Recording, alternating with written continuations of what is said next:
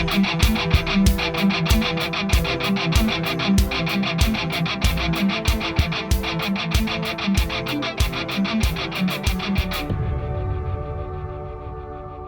is Dr. Jerome Corsi. Today, it's Friday. It's March 1st, 2024. We've gotten through January and February in the winter. Now we're heading into March. Pretty soon we'll be having March Madness in basketball. Then we'll have baseball starting up in April. Summer's coming.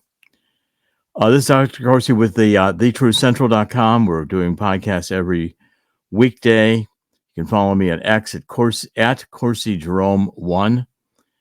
And on Substack, it's JeromeCorsiPhD.substack.com. Now, the first story today is one we've been following. It's actually a pretty frightening story. Pentagon chief, this Secretary Lloyd Austin, was testifying before Congress on yesterday, and he said remarkably that if Ukraine falls, I really believe that NATO will be in a fight with Russia. So now the Pentagon's openly talking about going to war with Russia. And they're openly admitting that Ukraine is not going to make it very much longer, that it's a losing war, that Congress is blocking money going into. The Democrats want desperately to throw more billions of money away in Ukraine, which they would undoubtedly steal. Give their buddies in the arms manufacturing industries in the United States more money to produce arms and kill more people in Ukraine, which would accomplish absolutely nothing. Russia has these two provinces which they want, Donbass and Donetsk. And so these are the two eastern provinces that speak Russian. They historically are Russian. But now if we have our Secretary of Defense actually saying that if we don't get this money, if we don't keep pouring more arms into this rat hole, that we're on the precipice of a nuclear nightmare. Okay, we picked up on this theme first when Tucker Carlson was in Russia interviewing Putin. And so it was clear that Putin and Medvedev were both signaling, and they must have had intelligence of what's going on within the United States and within NATO, that seeing that we're losing the fight in Ukraine, they're beating the war drum, saying that Russia will next come into the Balkans and try to take over Finland or something of that nature in order to reestablish its access to the Atlantic from the Baltic Sea and the Black Sea. Again, this should be contemplated. It doesn't take geniuses to figure this out. But Austin saying if you're a Baltic state, you're really worried about whether you are next. They know Putin. They know what he is capable of. And if Ukraine falls, I really believe NATO will be in a fight with Russia. We're going to play this clip for you in a second. But the total collapse of the Ukrainian front lines is likely to happen by the summer. And Russia could then, I'm sure, if they wanted to, go and take Kiev. If Russia takes Kiev, it's a game changer. I don't think Russia really wants to take control of Ukraine. I think Russia simply wants NATO to back off, stop expanding to their border, stop threatening to put nuclear weapons, or the CIA, which is already stationed in forward positions within Ukraine. This has got to stop. So, Chris, let's play this clip. I'd like people to actually hear and watch this clip. And again, the Democrats here are pumping the idea of more money, and they want to have more spending and more corruption. The corruption city Democrats. Let's play it. In ensuring that we vote on and a little buffering problem here. We'll get it in a second. Pass the supplemental request by the president. I'd like for you just in this last minute, so that the American people understand why this is so important for us to provide support to Ukraine. 3 years down the line, 5 years down the line, if Ukraine falls to Putin, what is in that future for all of us? Well, thank you, and thank you for your support of the supplemental. If Ukraine falls, again, Putin won't stop there. He will just continue to move forward and attack and take on the sovereign territory of his neighbors. And so, if you're a Baltic state, you're really worried about whether or not you're next. And so they know Putin. They know that what he's capable of.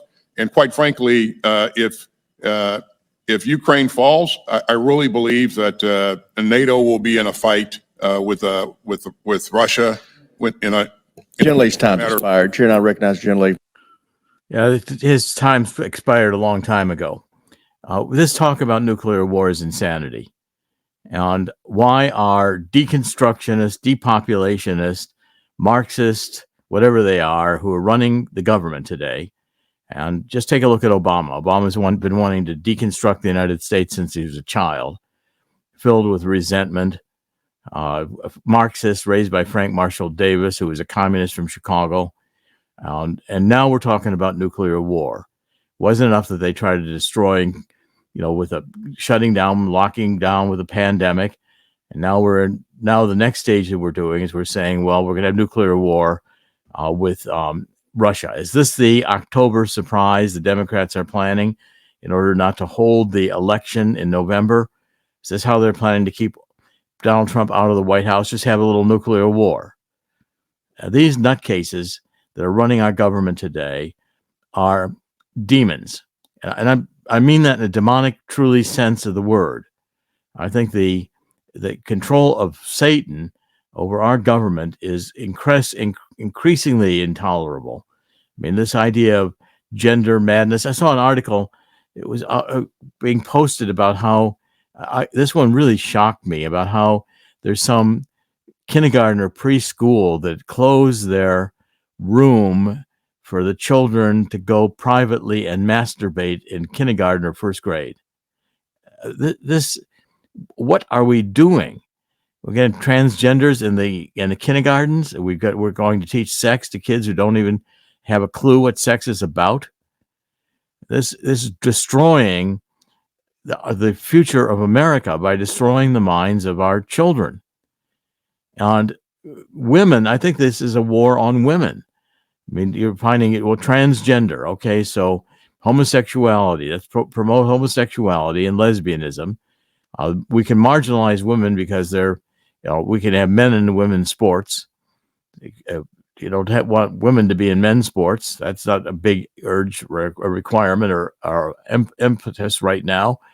So, women who were pushed into this feminist movement, Phyllis Schlafly was right. This is abandoning a sacred role of women to be able to have children, raise children, bear children. Men cannot have children. I'm sorry, lefty. I know this is going to upset you, but men don't menstruate. Men don't have periods. Men can't have children. Men don't get pregnant, etc. So this is kind of insanity we have to deal with. The schizophrenics are running the government. The schizophrenics are demonic. They're neo-Marxist, and they want to destroy. Depopulationists. It's very frightening, because when the depopulationists are in charge and given a free day, they will depopulate, even if that means having nuclear war. And by the way, the stories are coming out also. There's a lot on this right now. Putin is saying, Medvedev is saying the same thing, that if NATO goes to war with Russia, we will be at nuclear war. And the stories are coming out that Russia's threshold for nuclear weapons is less, because Russia's realizing that in these combats on ground, the traditional warfare, rather than using drones or missiles, you could use tactical nuclear weapons. A lot easier, a lot more destructive. Doesn't cause World War III necessarily, but again, would have the destructive power that would save everybody a lot of trouble. That's the simple military idea. The reality is that land wars, like we're fighting in Ukraine, are outmoded today. There's too much technology. There's too much ability to control the battlefield with drones. And both sides quickly get into kind of a technological stalemate, which is similar to the trench warfare in World War I. And the solution to this is massive force, which nuclear weapons offer. And so Russia has nuclear weapons moved into Belarus. There are reports that we're moving nuclear warheads into the UK. A nuclear war is in the offing if we don't stop this madness. And with the Democrats determined to keep Trump out of the White House, who knows what they're capable of? I hate to think about it. Okay, so that's the major focus of the first story. The second story is more Democratic madness.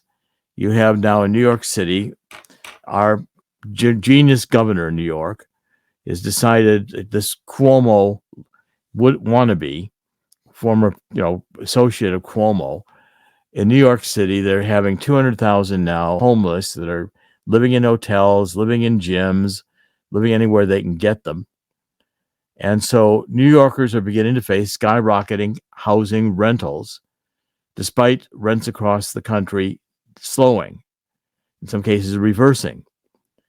But the lack of affordable housing, is driving also shelter costs higher in these progressive cities like New York. And they're plagued with elevated living costs in the middle of a migrant crisis and a worsening violent crime wave, because, of course, we're not screening these immigrants who are coming in, and countries like Venezuela are just giving us all their criminals. So right now, rents in New York City have surged 18% in February to a record $4,200 for a one-bedroom rental, which is tiny, it's like a closet. So why would you choose to live in New York City? Even Jersey City, across the Hudson River from Manhattan, rents rose 5.4% to $3,140 a month for a one-bedroom apartment. And the rents across the country have actually declined. But the Democrats have stuffed these illegals in schools, hotels, community centers. They've even wanted to give them some debt-free debit cards that are preloaded with taxpayer money. And the governor is behind all of this, tweeting and bragging that they found ways in New York City to have safety net assistance under a program eligibility in New York State, which allows illegal migrants to receive government benefits and get government payments. Of course, how do all the homeless and the traditionally poor in New York City feel about this? Well, it's going to bankrupt New York City, just like LA and San Francisco are going to be bankrupted, and Chicago, maybe Detroit. So within a year, this governor is going to be saying that this Governor Hochul, Kathy Hochul, left over from the corrupt Cuomo nightmare, she's going to be saying, well, New York's bankrupt, we need a federal bailout because we can't let New York go bankrupt. So the idea, and she said things like Republicans should just get out of New York. I mean, it's another unifying moment from this governor who has this insanity of this critical race theory in her mind. So what we're finding is that New Yorkers are getting sick of this. I think people around the country are getting sick of this. And the demand for building a wall is now increasing. I'm following that again with the debate in Congress. Congress is incapable of functioning these days. Too many are corrupt. Can't pass a budget. And so what they're saying here is that Speaker Johnson is demanding action on the border in an intense meeting, which Mike Johnson, is a Republican from Louisiana, is now Speaker of the House. And he's saying that there was an intense meeting over government funding and aid to Ukraine at the White House on February 27th, when the Republicans were being pushed to fund Ukraine as part of this big supplemental bill. The government, again, is facing another shutdown. And Johnson was asked by Sean Hannity, is there any truth to the reports that the meeting at the White House was intense? And he said he was definitely at odds with congressional leaders over the crisis at the southern border. So Johnson answered Hannity by saying, well, the reports are pretty accurate. They said I was an island by myself and it was me versus everyone else in the room. What the liberal media doesn't understand, Sean, is that you're here in Washington and you're described as a leader that's an island by themselves because it means you're standing alone with the American people. And that's what I did yesterday. I reminded the president, all involved, that the number one issue in America is open border. Catastrophe that we have, the Biden presidency, Biden himself catastrophe. If this is a crisis on the border that he caused and created, and I told him, just as I have many times before, he must address it with executive authority. We can't wait any longer.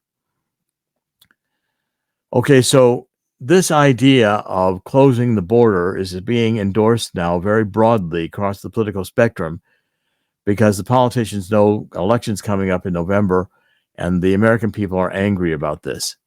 We do not need an invasion from across the border in Mexico when we're not screening for drugs, we're not screening for children that are being abandoned and being sold into or captured into sex slavery, pedophilia. And I've said from the beginning that the government is involved in this. The CIA has been involved in drug dealing. I pointed this out almost every day this week when I called HSBC money laundering in 2011, 2012. The Senate Permanent Investigating Committee said they were doing money laundering for the drug cartels. Department of Treasury monitors every wire transfer of money that goes on in the United States and probably monitors worldwide through the NSA. And if there was money laundering going on with HSBC, we knew it and we encouraged it and we were part of it. So that's simple. Same with the drugs coming into the country. And get the drugs in there and allow the homeless in San Francisco to use the drug. We'll just kill them. Let them kill themselves. Because again, when you lose your belief in God, these people don't have any human dignity. They don't have any human rights. You have Harari, who was this nutcase advising the World Economic Forum, this Israeli, Noah Harari, writing books about how human beings are useless.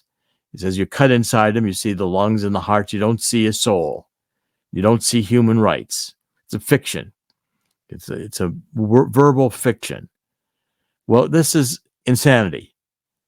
And, if we're looking at these crises, we've got an expanding war in Israel, which is now going into the Houthi rebels. And Russia announced yesterday that they're going to divert some of their tankers with liquid natural gas, not to go through the Red Sea, not to go through the Suez Canal to get to China. They're going to go around the Cape of Good Hope in Africa, which is a much longer journey, much more expensive. Everything we're doing here is destructive and intentionally destructive. The idea that Biden, who is so mentally diminished that he can't stand trial, and then that report comes out, the White House tries to suppress the news, censors the news. We know now extensive censorship has been going on for a long time. It's getting very effective with AI. And Elon Musk, I'm sure I'm being censored on X. They never gave me back the hundreds of thousands or more followers I had when I was taken off of X a few years ago. That they didn't come back.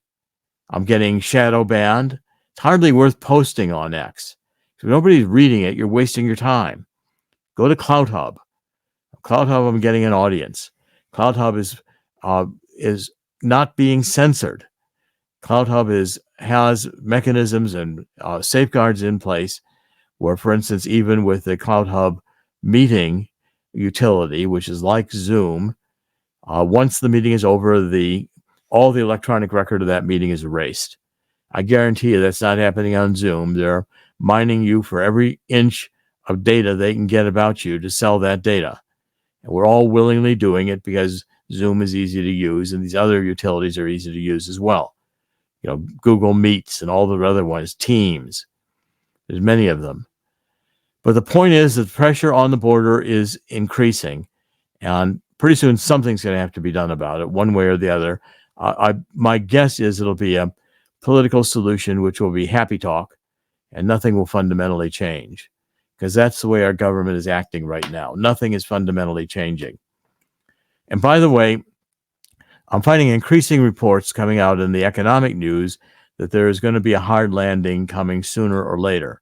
And I think the crisis in commercial real estate is going to cause it, with the cities going to hell, crime, homelessness, migrants. Who wants to go into a downtown city and go to the office when you could work from your home and not put up with all this crime and filth? Their cities are going to be abandoned. And I see a series of bankrupt cities coming in. Probably won't happen this year. They'll do everything they can to keep it afloat yet, but it's coming. And I'm encouraging everybody to get this free book.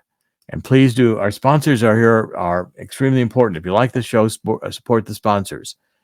Call up Swiss America. You can get a copy, and here's the book of this coming global crash. It's going to create an historic gold rush. Toll-free number is 1-800-519-6268. I'm going to repeat that, 1-800-519-6268. Call Swiss America, that number. Talk to them about gold and silver. Get some gold and silver that will not be depreciating while you've got your dollar rapidly diminishing in value. The value of your money is what it'll buy. And when your dollars buy less and less, you're having confiscation going on by the federal government of your purchasing power, especially when your incomes are not rising in line with the increasing costs of food and energy. And they're both skyrocketing and will continue to skyrocket.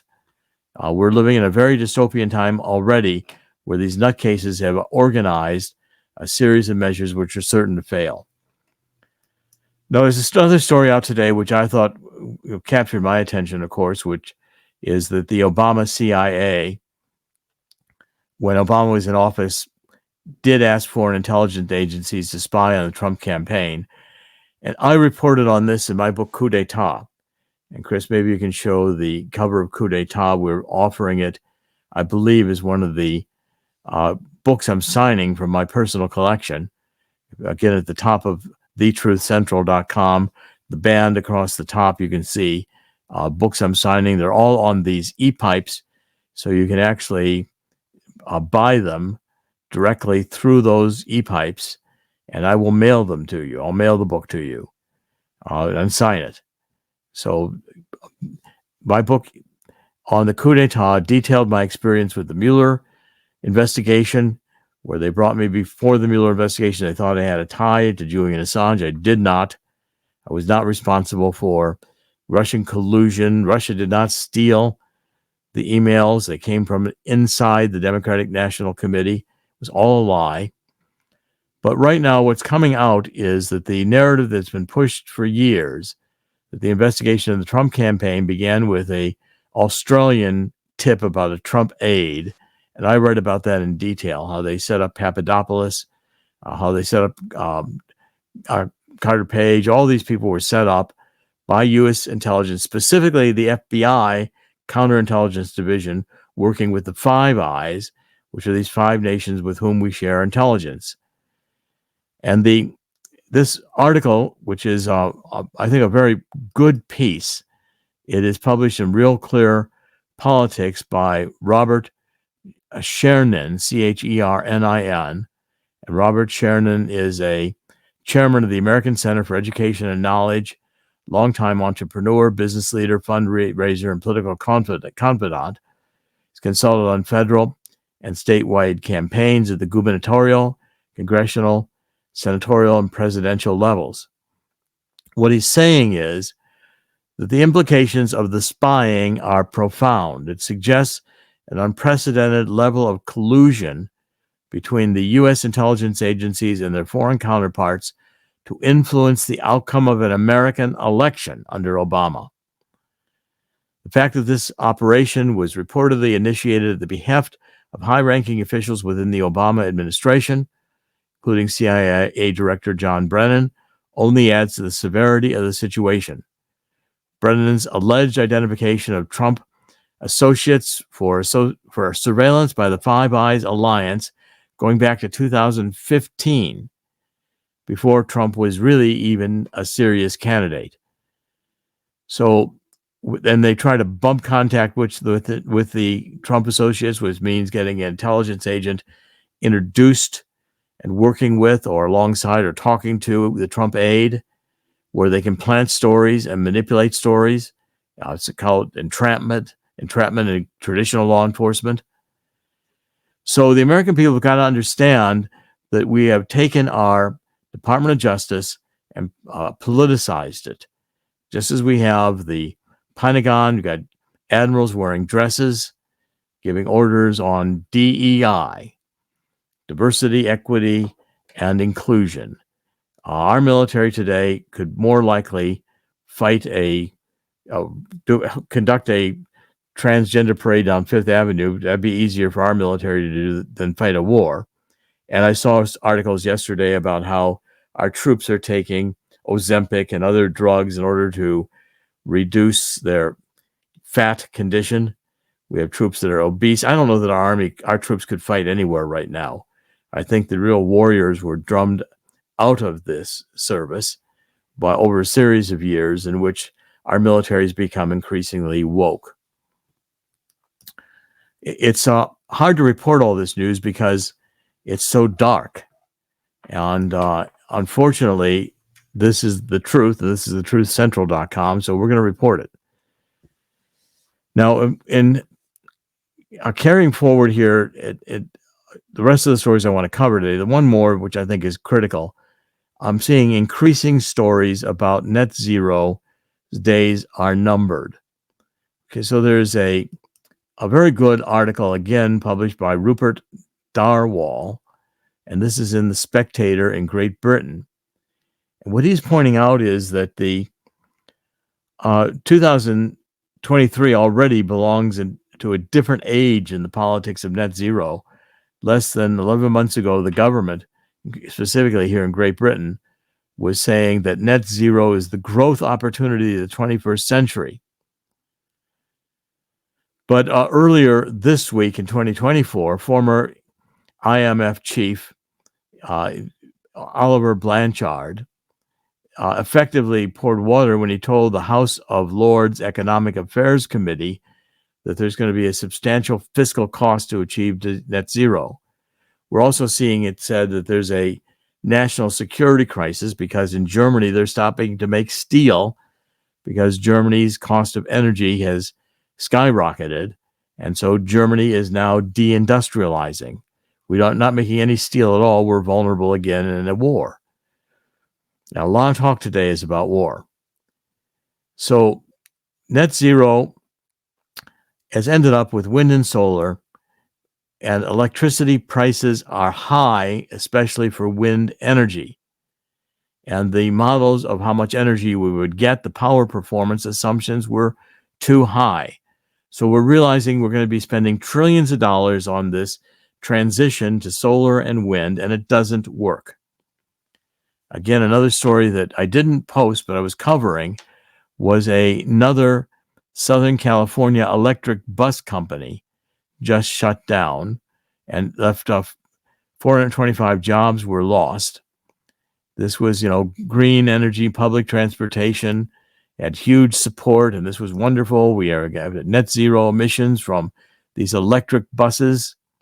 Well, the REV group, the REV group, which makes everything from RVs to fire trucks, decided in January to exit the mass transit business and announcing the closure of its ENC bus business and its plants in California. 425 jobs lost.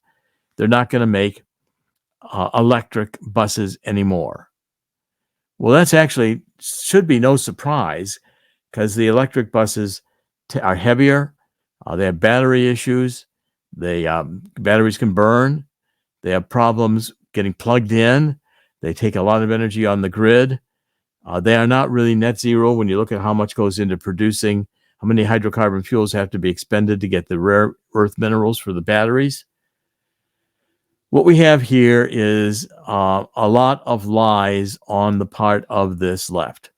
A lot of lies from the whole basis. And the two books I've written, which I encourage you to read, The Truth About Energy, Global Warming, and Climate Change, It's done very well. It's argued that fundamentally climate change, global warming is a lie. It's junk science. And anyone who knows anything at all about the science of the Earth in terms of weather knows that carbon dioxide is 0.04% of the atmosphere. It's a minor molecule. Water vapor is the most significant of the water vapors. 70% of all global warming water vapor is 70% of all global warming agents, not carbon dioxide. And the second book in this trilogy, which is The Truth About Neo-Marxism, Cultural Maoism, and Anarchy. First book on the energy said they lie. This book tells you why they lie, because they're neo-Marxists. They're running a Maoist cultural revolution where you have to spout all this correct pronouns, or you're committing a microaggression against someone who thinks that their sex is different than their gender, and their gender is that of a female giraffe. You know, all these kinds of things are insane. Yet the third book will be on transhumanism, artificial intelligence, and perpetual life extension. It's where they're going. They think that they can make themselves into cyborgs that will live forever by combining computer chips into their brains. This is insanity. It's the idea that we can be God, we can re-engineer human beings to be perfect, and we don't need the vast majority of human beings because they eat too much and they're useless. So therefore, we can just mine them for their energy. That was the ultimate idea of one of the Matrix movies, pods of human beings just being mined for their energy. Get a copy of this book, The Coming Global Crash. Will create an historic gold rush, and get in on the historic gold rush before it's too late. Gold today has been trading over $2,000 an ounce. I'll tell you where it is right now. I'm just going to look it up. And gold is trading right now at $2,052.39 an ounce. Gold is going up, and it'd be a good idea to get some. Okay, Chris, we've covered a number of topics today. Do you want to comment before we wrap up? Well, yes. You mentioned earlier that Mike Johnson was asked about the intensity of the debate over the spending bill and over the border and over the Ukraine money, right? Well, Alexandria Ocasio-Cortez was asked the same question. She was asked by a reporter if the debates were intense, and she said, "Well, no, they were in the Capitol building." Okay, well, you got me on that one. That was good. That was good. I wasn't expecting that. Yeah, Right. well, the geniuses we have in the Capitol are astounding these days. And You know who's fun to watch? I who's have to that? tell you, Hakeem Jeffries. When he was a normal guy, he was just a run-of-the-mill Congress member from New York City. But when he got to the speakership, when he was given the speakership, he started trying to talk like a guy who's running for president in the next 10 to 15 years. And I mean, the man, just watch him. He's using every single inflection and speech pattern that Barack Obama used to campaign. Well, You're not going to unsee it. You're not going to unsee it. well, John Kerry was imitating Jack Kennedy too. He even tried to get his signature to look like Jack Kennedy's. He's no Jack Kennedy. He's no Jack Kennedy. No, he's no Jack Kennedy. All right, let's kind of wrap it up today. This has been an intense week. Covered a lot of subjects. Again, I'm encouraging you to follow me on Cloud Hub.